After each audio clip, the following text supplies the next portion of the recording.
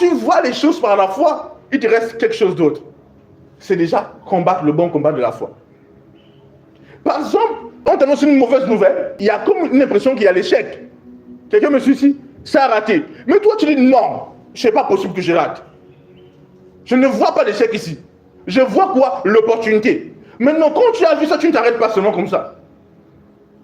Maintenant, tu entres dans ce qu'on appelle le combat de la foi. Quelqu'un me suit ici?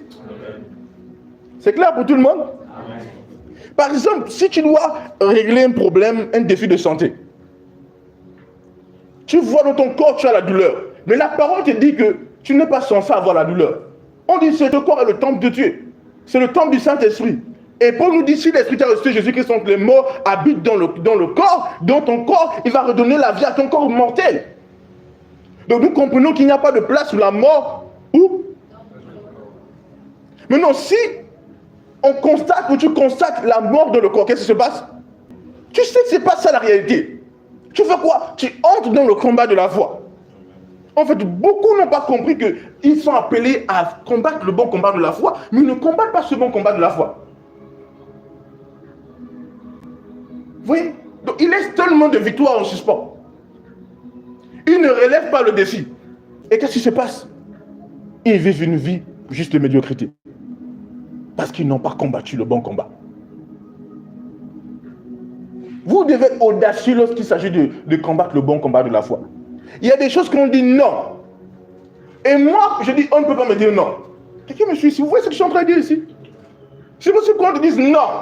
Je dis pas que, oh, on m'a dit non. J'ai posé des questions, on m'a dit non. Ou j'ai fait ceci. Parfois, on te dit, on ne t'a pas accepté, mais tu dis, je veux ce que j'aurai. Comment ta foi peut arriver au-delà des verdicts humains? C'est où tu changes.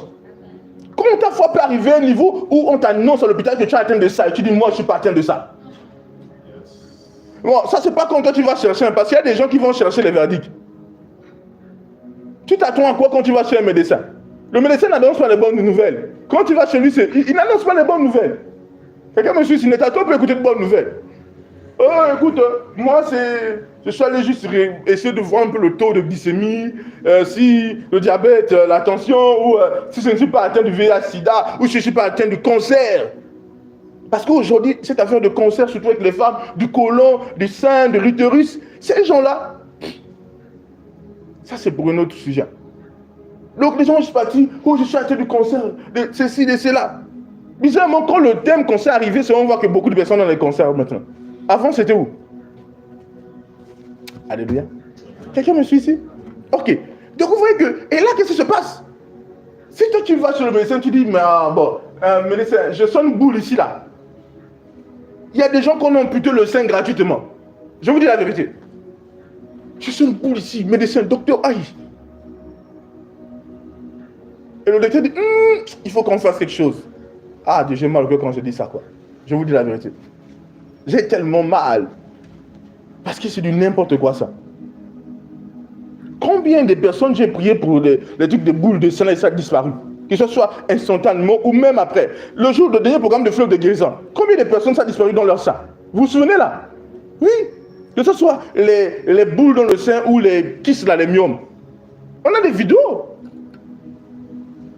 Je pense que frère, ta soeur qui est aujourd'hui en Espagne, n'est-ce pas? Elle s'appelle Stella. Oui.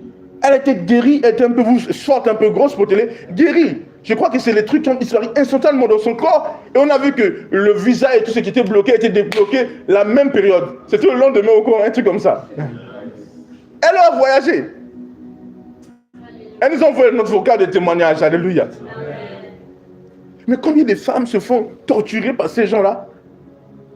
On doit opérer le sein. Mon Dieu. Ok. Je ne vous cache pas. Je vis une vie de foi et je refuse de croire en ça. Je vous dis que Jésus n'a jamais envoyé quelqu'un qui l'a prié pour la guérison, va voir un médecin. Vous avez entendu parler de Jésus des médecins? Les seules choses qu'on dit de Jésus, c'est qu'on dit, ah, la femme a peur de sang, elle a dépensé tout son argent pour les médecins. Quand il guérit, il dit, va voir le sacrificateur. Il dit, va te montrer chez le sacrificateur et fais ce qui a été dit dans la loi de Moïse. Quelqu'un me suit ici? Oui. Jacques dit, y a-t-il des mal parmi vous? Qu'ils appellent les anciens de l'église? Oh! Il dit, bah, écoute, il y a des malades, allez-y chercher les hôpitaux. L'hôpital n'existe pas aujourd'hui, ça existe depuis là-bas. Il dit, y a-t-il des malades parmi vous qu'ils appellent les anciens de l'église? Aïe. Alléluia. Regardez le genre de pensée, la mentalité de ces gens-là. C'est là où Dieu veut restaurer l'église. Ou du moins, c'est cette mentalité que Dieu veut imprégner complètement dans l'église. Pourquoi? Parce que plus la technologie avance et le ministère de la santé de manière humaine se développe, il y a des maladies qui s'élèvent et tout ça. Ils ont trouvé un système pour que les hommes arrivent à plus faire confiance à ce département-là. Quelqu'un me suit ici? Ils allument le feu et puis ils sentent les sapins-pompiers. Vous voyez ce que c'est en train de dire là, non? Donc ils allument, ils sont les sapins-pompiers. Ce sont des acteurs, ces gars-là. Dis gloire à Dieu. Pourquoi vous voyez qu'à chaque fois les maladies ne font que se développer plus? Les maladies ne continuent qu'à s'ajouter. Tout le monde me suit ici? Alléluia. Dis gloire à Dieu. Ok. Maintenant, je reviens un peu ici là parce que vous savez, j'aime bien quand je parle comme ça, aller dans le cadre de la santé pour bâtir votre foi et votre manière de voir. Alléluia. Vous voyez? Donc, tu sens une grosseur dans ton corps. Tu sens, tu touches ton sein. Aïe! Amen. Ou même tu fais ceci, tu sens des douleurs. Ça peut être douleur de sein, peu importe où ça peut être. Ça peut être même au niveau des yeux. Quelqu'un me suit ici. Où tu sens que ton corps, je me sens. Frère, qu'est-ce que tu fais? Même si tu as découvert que la chose est évidente, mène le bon combat de la foi. Je dis quoi? Mène le bon combat de la foi. Qu'est-ce que je dis? Mène le bon combat de la foi. Défoule-toi et dis-toi maintenant là, on va régler ça. Il y a une soeur qui m'a envoyé, je vous ai déjà donné son témoignage, elle m'a envoyé encore aujourd'hui le truc de l'attention là, je crois que c'est à 12 maintenant là, c'est complètement normal. Alléluia. Qu'est-ce qu'elle a fait? Elle a utilisé les anciennes confessions là, l'immortalité et régénération. On avait fait 7 jours. Et il y a plusieurs personnes qui renvoient des témoignages sur le plan international à propos de ces confessions. Alléluia. Alors, vous voyez que, en fait, ici, la dame a dit quoi? Elle a dit, je vais régler ça avec ça.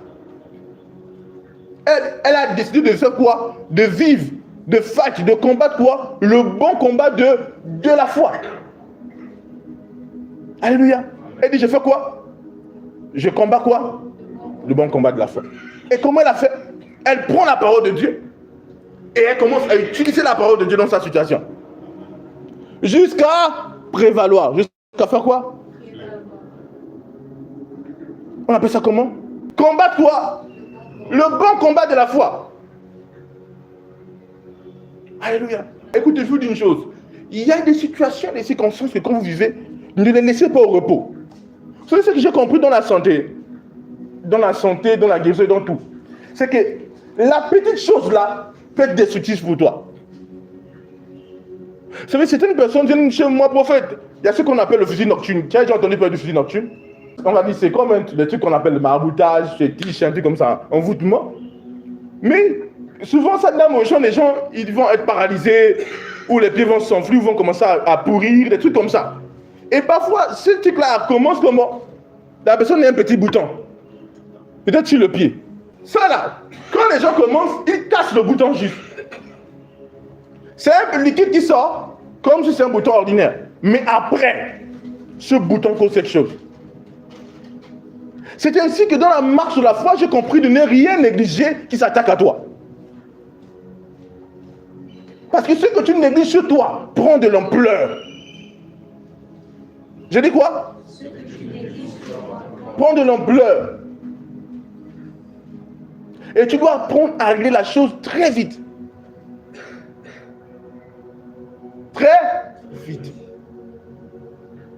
Donc c'est pourquoi vous devez apprendre à faire le bon combat de la foi. Parce que vous devez comprendre une chose. Dans le combat de la foi, parfois la situation n'est pas telle qu'elle te tétanise. Vous me suivez ici? Par exemple, imagine-toi que tu es déjà là. Ça a commencé comment? C'était un petit point. Tu as gratté, ça ne t'a rien fait.